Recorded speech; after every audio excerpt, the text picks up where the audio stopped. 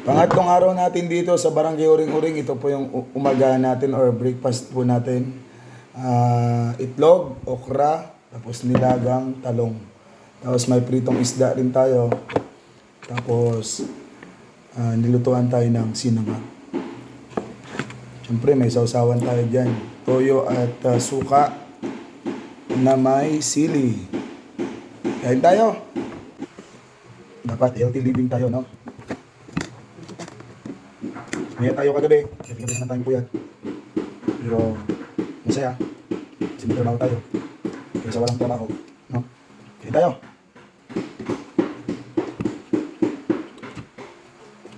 Ito, no?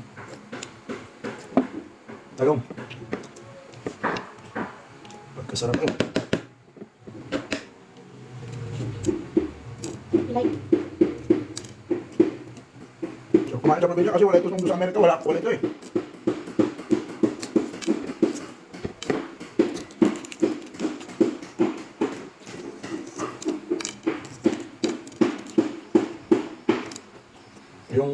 Yung kanin parang chowpan. Daming halong gulay. Sarap.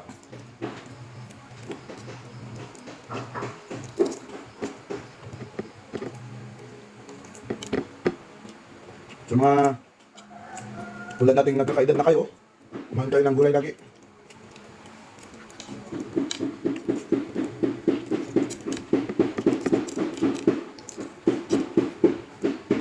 Narinig nyo ay mga karpintero yan. Karpintero dyan sa labas. Karpintero tayo. Bisaya, bumita.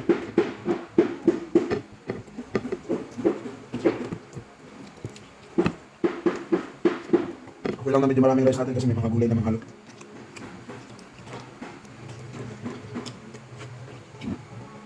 Dog.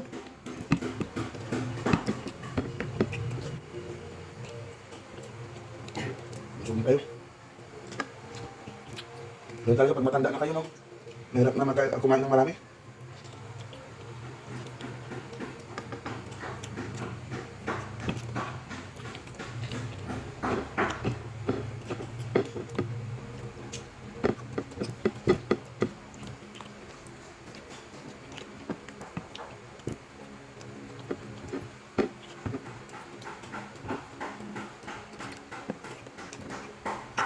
Dapat wag masyadong maingay pag kumakain.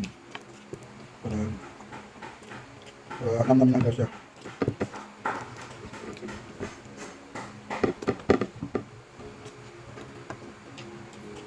sa isang pa.